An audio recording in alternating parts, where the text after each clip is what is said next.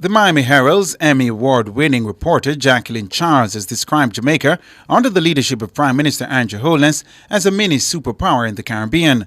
Charles, in a glowing article published on Wednesday, charted Jamaica's journey from a nation struggling with high debt to a model of economic resilience.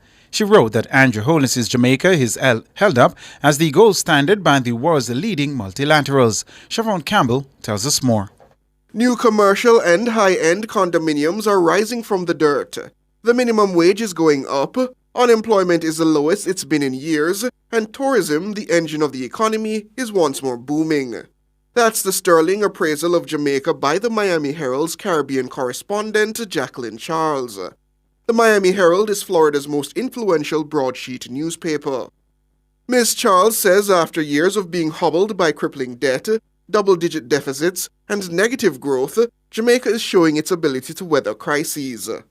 She says this hard-won economic stability is getting noticed along with the leadership of Prime Minister Andrew Holness.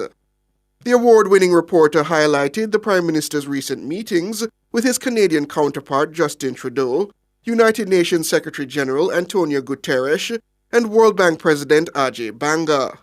All three praised Jamaica's economic performance and its nearly unmatched recovery from the COVID-19 crisis. Ms. Charles quotes Mr. Guterres describing Prime Minister Holness during his May visit to the island as a champion of climate action and multilateral finance reform. She says Jamaica's ongoing economic transformation is not only raising the country's profile, but that of Mr. Holness. In her view, Holness is quickly emerging alongside Barbados' Mia Mottley as a go-to leader on the world stage.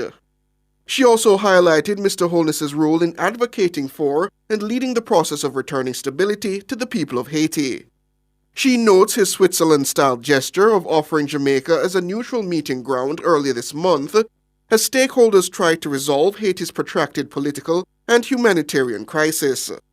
She says he was already deeply engaged in helping Haitians find a solution to their worsening crisis. Ms. Charles says when fellow Caribbean leaders failed to support a request by Haiti's caretaker government for the deployment of foreign forces, Holness, who 2 weeks earlier had offered up his country's military with support from the opposition, wasn't dissuaded. However, she notes Jamaica's ongoing struggles with violent crime. This, she says, was driven home when 8-year-old Daniel Rowe was abducted and murdered. The Emmy Award-winning reporter quotes Mr. Holness promising a comprehensive set of policy recommendations to address the issue of violence. Siobhan Campbell.